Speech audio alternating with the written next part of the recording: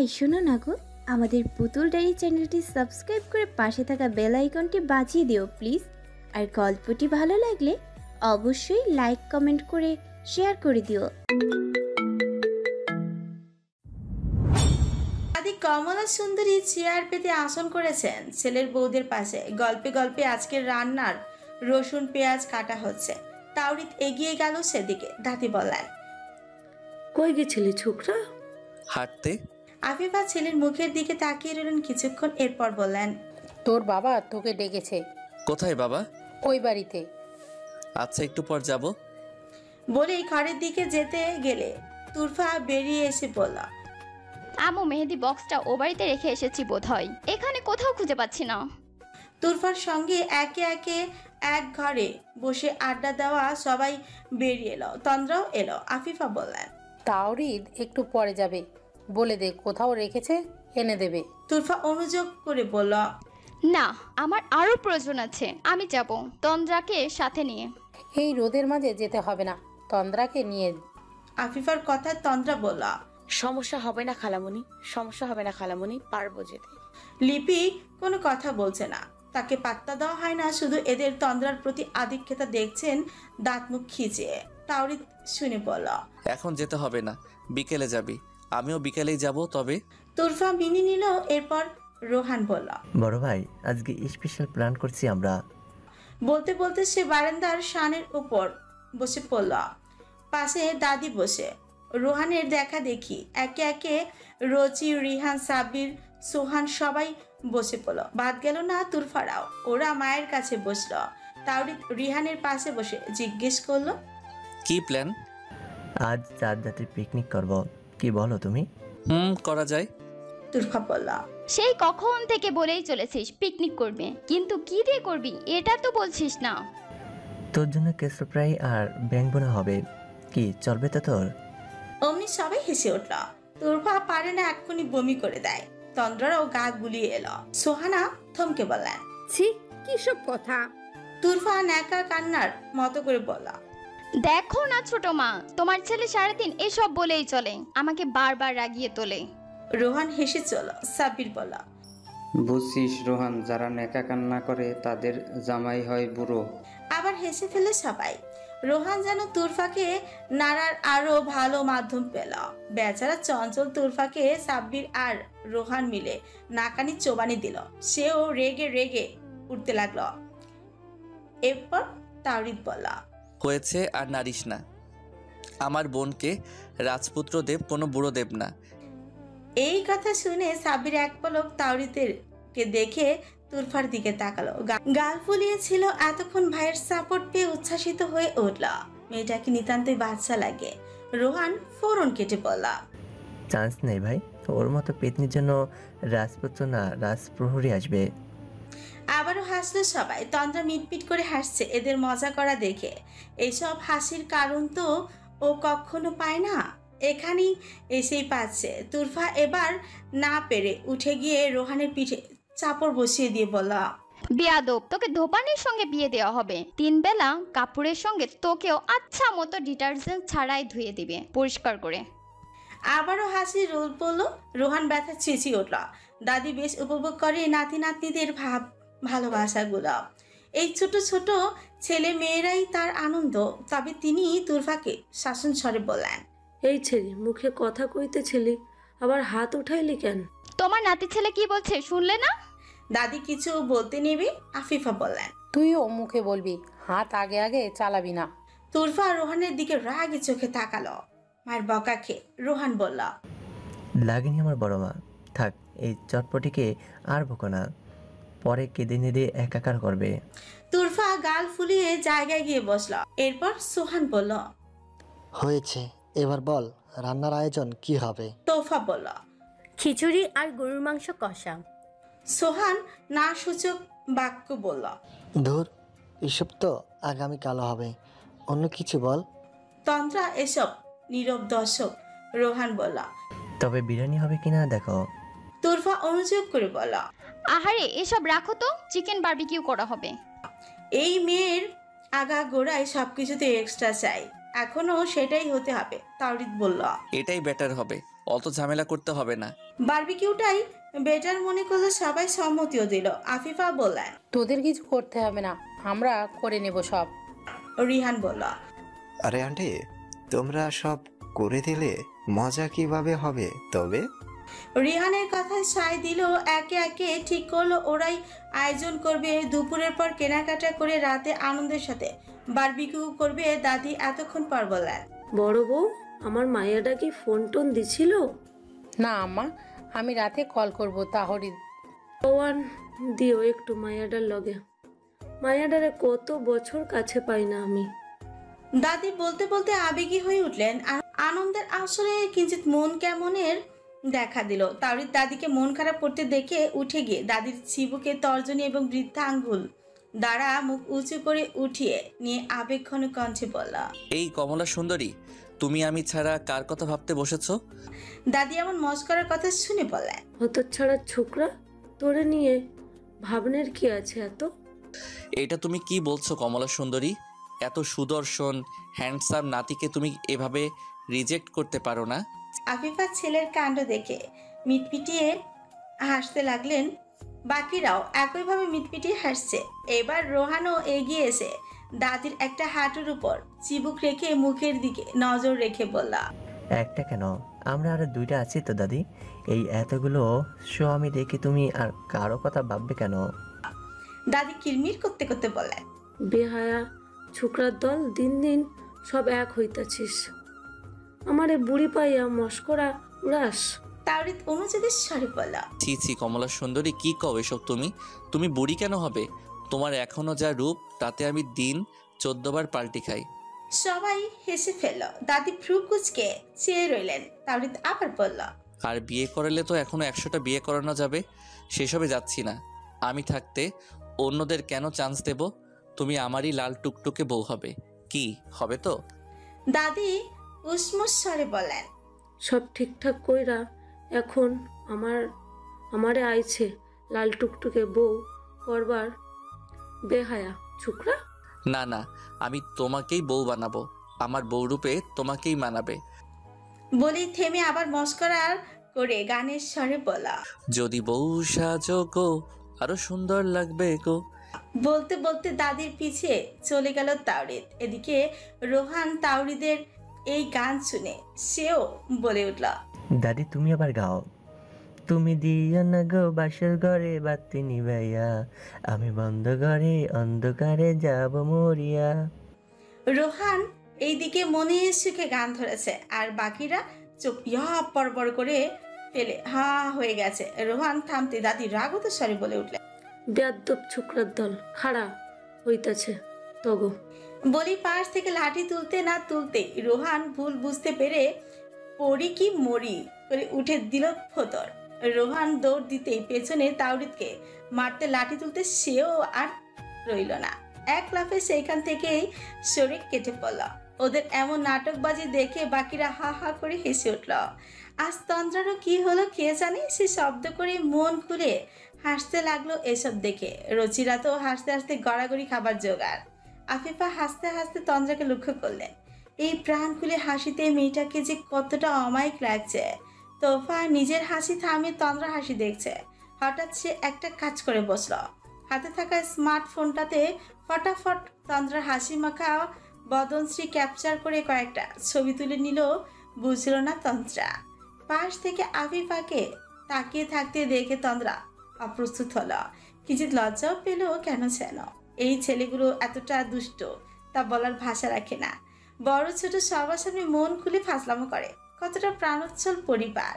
তারও যদি এমন একটা পরিবার থাকতো, মা থাকতো, বাবাও আপন থাকতো, সেও বোধহয় সব দুঃখগুলো এক পাশে রেখে আনন্দময় জীবন কাটাতো। আচ্ছা, দুঃখ বিনা জীবন কেমন হয়? এই তাওরিদদের জীবনের মতো হয় নাকি? খুব জানতে ইচ্ছে হলো তন্দ্রার। ব্যথাময় দগদগে খাটাতে খোঁচা লাগলো যেন, তাই বুকটা জ্বলে যেতে লাগলো। টলমল চোখটা ভরে যেতে লাগলো। নিজেকে প্রকাশ করতে চাইলো না কারোর সামনে। সব থেকে বড় কথা, লিপির সামনে তো আরোই না। চট জলদি উঠে পড়ল সে, টান পায়ে চলে গেল ঘরে। আজ চাঁদ রাত, কাল ঈদ। কানন পড়ে ঈদ আমেজে উৎসব মুখর পরিবেশ। মেহেদি দিয়ে হাত রাঙানো থেকে শুরু করে গান বাজনা বাজিয়ে চাঁদ রাত উদযাপন আয়োজনে ব্যস্ত। আশেপাশের কিশোর তরুণ ছেলেরা আজ রাতের জন্য এলাহি আয়োজন করেছে। কিশোরী তরুণীরা শ্রেয় হাতে মেহেদির রক্তাভ রঙের রঙিন করতে এ পাড়া ও পাড়া ছুটছে। তেমনি কয়েকটা কিশোরী মেয়ে খন্দকার বাড়িতে এসে ভিড় করলো মধ্যাহ্ন বেলাতেই। উদ্দেশ্য তাদের তোফা তুরফার হাত থেকে রাঙাবে মেহেদি দিয়ে। কারণ তাদের জানা আছে এই দুই তরুণী অসম্ভব সুন্দর করে হাত সাজিয়ে দিয়ে আনন্দ দিতে পারে। তুরফা বেশি সুন্দর পারে তোফার থেকে, তাই ওর কাছেই বেশি ঝোঁকে সবাই। 3-4 জন কিশোরী মেয়ে ছুটে এসে তোফাকে আর তুরফাকে ডাকতে ডাকতে বলল, তোরফা আপা, তোরফা আপার হাতে মেহেদি দিয়ে দাও। আফিফা কাজ করছিলেন, ওদের দেখে বলল, কি রে তোরা এত সকালে চলে এসেছিস? হ, আপনাদের কাছে ভিড় লেগে যাবে বিকেলে হতে হতে, তাই আগে আগে আইছি। আফিফা হাসলেন শুনে। এরা প্রতি বছর আমি ছুটে আসে। তোফা বেরিয়ে এসে দেখলো মেয়েগুলোকে, বলল, কি রে এত জলদি কেন তোরা? আর কি করব, প্রতিবার আমরা চান্সই পাই না, তাই এবার জলদি আইছি। আসো, আজ সবার আগে আমরা নেব। তোরফা এসে বলল, এত জলদি মেহেদির রং হয় না জানিস না, যা বিকেলে আসবি। রং ঠিকই হবে, তুই দিবি না সেটা বল। ফোরন কেটে রোহান বলল। তোরফা বিরক্ত হলো। সে অনুযোগের সুরে বলল, আরে বাবুরাই দিয়ে দিবে, বিকেলে আসবি। মেয়েগুলো কিছু বলবে।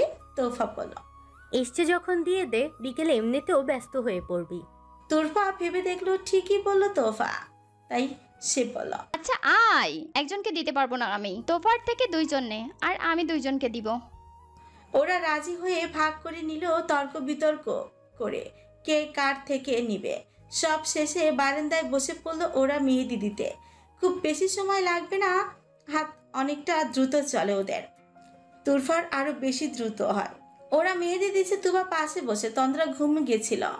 ঘর থেকে বের হতেই দেখলো মেহেদি ডিজাইন করছে তোফা তুরফা, অসম্ভব সুন্দর হচ্ছে। অরিও তন্দ্রার পায়ের কাছে এসে দাঁড়িয়ে জিহ্বা দিয়ে শরীর চাটছে। ঘুম সেও গেছিল তন্দ্রার সাথে। এগিয়ে এসে বলল, কত সুন্দর পারো তোমরা। তোফা উত্তর করল, এই এভাবে নয়, তুমি দিতে পারো? না, আমি কখনো মেহেদি লাগাইনি হাতে। কখনো লাগাওনি মানে? আশ্চর্যিত স্বরে প্রশ্ন করলো তুরফা। তন্দ্রা অতিশয় স্বাভাবিক কণ্ঠে উত্তর করল, হ্যাঁ, কখনো মেহেদি লাগাইনি, আমি নিজে পারিও না, তাই নেওয়া হয়নি। তন্দ্রার কথা শুনে উপস্থিত প্রত্যেকে বিস্ময় হয়ে গেল। তাকিয়ে রইল অদ্ভুত নজরে। হেসেল ঘর থেকে আফিফা আসছিলেন। তন্দ্রার কথা শুনে নিলেন তিনি। থমকে গেলেন তিনি তৎক্ষণাৎ। অনুভূতি শূন্য দৃষ্টিতে চেয়ে শুধু তন্দ্রাকেই দেখতে লাগলেন। কি বলছে কি এই মেয়ে? কখনো মেহেদি লাগায়নি বলতে? তাহলে কেমন কাটে তার ঈদ? ভাবতে শিউরে উঠলেন। রাগ সাথে কষ্টে বুকটা ছাপিয়ে গেল। লিপির উপর এতটাই রাগ উঠল যে তিনি আর চুপ থাকলেন না। তৎক্ষণাৎ তুবাকে কাছে ডাকলেন। তুবা এলো, বললেন, তন্দ্রাকে নিয়ে একটু পুকুর পাড় থেকে ঘুরে আয় তো মা, আধা ঘন্টার মতো থাকবি। তুবা কিছু প্রশ্ন করলো না। বড়মার কথা শুনে তন্দ্রাকে বলল, তন্দ্রাপু, আমার সাথে একটু চলো না। কোথায়? এসো তো আগে। বলতে হাত ধরে টানতে টানতে লাগলো নাদুস নুদুস। অরিও শরীর দুলাতে দুলাতে ওদের পিছে পিছে হাঁটতে লাগলো। তার মনিব যেখানে সেও সেখানে। এদিকে তন্দ্রাকে বাড়ির ভেতর থেকে দূরে সরিয়ে দিয়ে আফিফা লিপিকে ক্রোধান্বিত স্বরে ডাকলেন। ঘর থেকে বেরিয়ে লিপি অবাক হলেন। আফিফা এমন করে ডাকছে কেন তার জানা নেই। জিজ্ঞেস করলেন, কি হয়েছে আপা? কি হয়নি এটা বলো। লিপি বিচলিত তো হলোই, এমন ব্যবহারে তার সাথে কিঞ্চিত ঘাবড়ালো। ঘাবড়ানোর কণ্ঠে শুধালেন, আমি সত্যি জানি না আপা, কি হয়েছে? তন্দ্রা এগুলো কি বলে? রাগ চলল তার।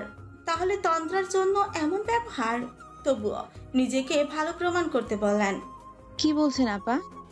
মেয়েটা নাকি কখনো হাতে মেহেন্দি দেয়নি, এটা সত্যি? এটার কারণ কি? সে না হয় দিতে পারে না, তুমিও কি কখনো দেওয়ার চেষ্টা করেনি? ক্রোধের শরীর কাঁপতে লাগলো লিপির। আত্মীয় বাড়িতে নিজেকে যথাসম্ভব স্বাভাবিক রেখে উত্তর করলেন, এইসব বলছে ও? আবা, আপনি জানেন না ও কতটা জেদি। যে জিনিস ওর ভালো লাগবে না সে জিনিস কখনো ওকে দিয়ে পরানো যাবে না। আর আমি এসব পারি নাকি? ওকে মেহেদি দিতে বললে জেদ করে নেয়নি, আর কারো থেকে তো প্রশ্নই আসে না। আফিফার এতটা রাগ উঠল লিপির উপর, তা বলার মানে রাখে না। সে যে কথা ঘোরাচ্ছে বুঝতে বাকি নেই। মেয়েটাকে সে কখনোই সঙ্গই দেয়নি, এখন বুঝে গেছে তন্দ্রার কথার মাঝে কোনো জেদের কারণ ছিল না। নেহাত শ্বশুর বাড়ির মেহমান হয়ে এসেছে এই মহিলা, নয়তো আজ ছেড়ে দেবার প্রশ্নই আসতো না। তিনি লিপির কথা বাদ দিলেন। তৌকির সাহেব সে কি কখনো মেয়ের ভালো মন্দ দেখেনি? মেয়ের শখ-আহ্লাদের দিকে বিশেষ নজর দেয়নি? এটি কি করে হয়? যে পুরুষ মেয়ের জন্য দ্বিতীয় বিয়ে করেছে জানিয়েছিল তার মাঝে এতটা কমতি কেন? তবে লিপি না তন্ত্রার খালা? তবে খালা হয়ে বোনের মেয়েকে কেন আগলে রাখতে পারেনি? আজ যেন এসব প্রশ্ন সব দলা পাকাচ্ছে আফিফার মস্তিষ্কে। এই মহিলার মাঝে এতটা কমতি যে তন্দ্রা তাকে আপনই করতে পারেনি। এই জন্যই কি লিপির কাছে তন্দ্রার একটা ছবি চেয়েও পাওয়া যায়নি? আফিফার ভাবতে পারছেন না মেয়েটা কোনো পিশাচিনীর হাতে আছে, বুঝতে বাকি নেই। শৈশব কৈশোর কেমন কেটেছে সেটাও যেন কল্পনা করতে পারছে না। সৎ মা কথাটা সত্যি করে ছেড়েছে তবেই লিপি। আফিফা শক্ত কঠিন রোজ বিষ্ট নজরে লিপিকে কিছুক্ষণ দেখলেন, এরপর আর একটা কথাও বললেন না। সব প্রশ্নের হিসেব ঈদ বের হলে নেবেন। শুধু লিপি নয়, তৌকির সাহেবকেও দিতে হবে জবাব। আর সেই সব প্রশ্নের সর্বপ্রথম প্রশ্ন হবে, কেন লীরার মৃত্যু হলো? তোমাকে নিয়ে তন্দ্রা খন্দকার বাড়ির পুকুর পাড়ে এসেছে। স্থান বড্ড নিরিবিলি আর চিত্ত ঠান্ডা করার মতো দৃশ্য। পশ্চিম এবং দক্ষিণ পাশে সম্পূর্ণ বাঁশবাগান, যেটা পূর্ব পাশের শান করে বাধাই দেয়া ঘাট অব্দি, আর উত্তর পার্শ্ববর্তী বড় বড় মেহগনির বাগান। এসব নাকি খন্দকার বাড়ির জমি। তুবা সেগুলোই বলেছে তাকে। তন্দ্রারা ঘাটে সিঁড়িতে বসে আছে, তার পাশে একটি বড় সজনে গাছ। বেশ সজনে এসেছে গাছে, চিকন চিকন সজনে ডালের ডগায় ডগায় ঝুলে আছে, এখনো ফুলে সাদা হয়ে আছে, আরো বোধহয় হবে সেইগুলোতে। পুকুরের তিন পাশে মেহগনি এবং বাঁশবাগানের জন্য সূর্যের আলো ঘাট অবধি পৌঁছাতে পারছে না, যার দরুন ছায়া করে রেখেছে ঘাট। তবে ডালপালার পাতা ফাঁক ফোকর দিয়ে চিরল চিরল কিরণ পড়েছে জমিনে। পুকুরের পানিতে সম্পূর্ণ সূর্যের কিরণ দিচ্ছে। জল জল করে জ্বলছে পরিষ্কার স্বচ্ছ টলটলে পানি। বসন্তের বাতাস পানিতে ঢেউয়ের সঞ্চার ঘটাচ্ছে। তন্দ্রা সেসবে অবিনিবিষ্ট দৃষ্টিতে অবলোকন করছে। পাতা ঝরা বসন্তের সময় মেহগনি গাছের সম্পূর্ণ পাতা সহ ফুল ঝরে পড়ে যায়। পাতা ঝরে আবার নতুন কচি পাতা বের হয়ে পুনরায় নবরূপে সেজে ওঠে। তখন দেখতে এতটা অপূর্ব লাগে। উত্তর দিকের মেহগনির বাগানে ফল পড়েছে থেকে থেকে, শব্দ হচ্ছে মরমর। তুবা উচ্ছ্বসিত হয়ে বলল, তন্দ্রাপু ওই দেখো মেহগনি ফল পড়ছে, জানো আমরা আগে ওই ফল দিয়ে সাপ বানিয়ে খেলতাম। তন্দ্রা এগুলো খেলেনি, তবে দেখেছি ছোটদের খেলতে। সে বলল, আমি খেলিনি। কেন?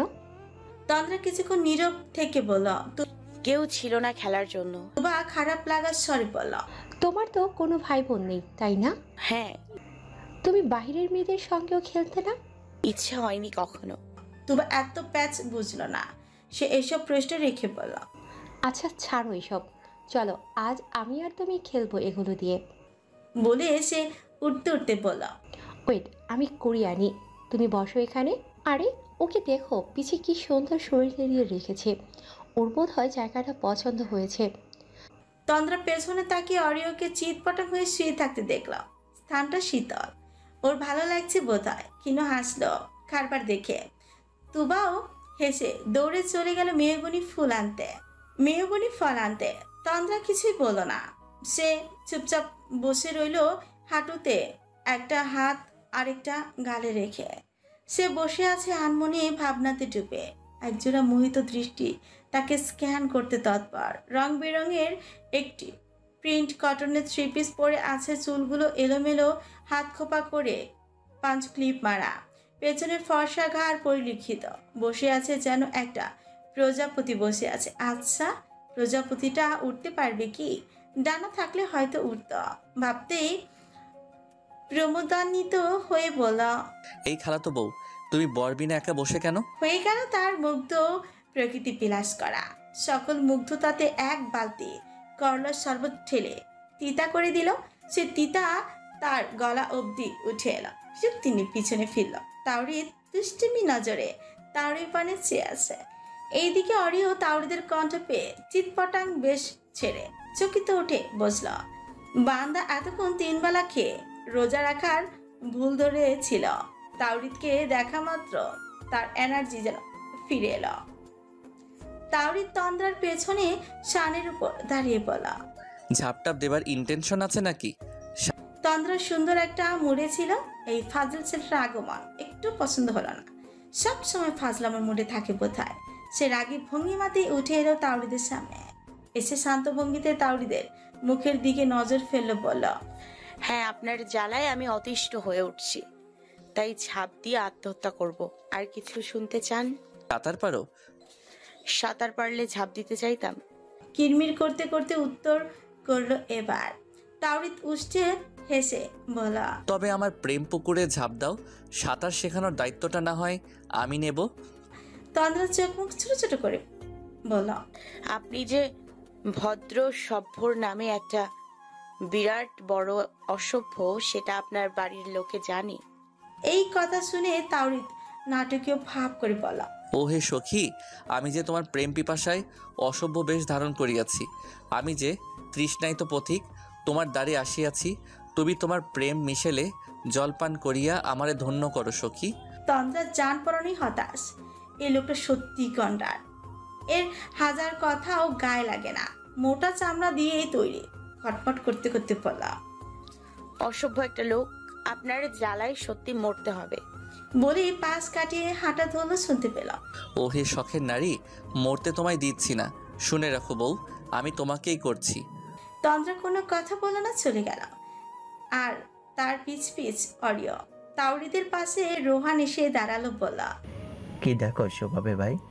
চঞ্চল প্রজাপতি। চঞ্চল প্রজাপতি? এটা আবার কেমন প্রজাপতি? রূপবতী প্রজাপতি। রোহান ফ্রুকুচকালো ভ্যাপলার মতো আবার বলল, ধরো তবে আমিও দেখবো, নয়তো আমি ধরছি। কোথায় দেখাও। রোহানের দিকে ঘুরে তাকালো সে, আবার পুনরায় বাড়ির দিকে তাকালো, বলা, তারে ধরি ধরে মনে করি ধরতে গেলাম আর পেলাম না। দেখেছি রূপসাগরে মনের মানুষ কাচ্চা শোনা। বলা শেষ করে পুকুরে ঝাঁপ দিল। রোহান ভাইয়ের কথা আগামাথা বুঝলো না, তবে সেও ঝাঁপ দিল। একে একে সোহান, রিহান, রচি, সাব্বিরও ঝাঁপ দিল। আজকের গোসলটা সবার পুকুরেই হোক।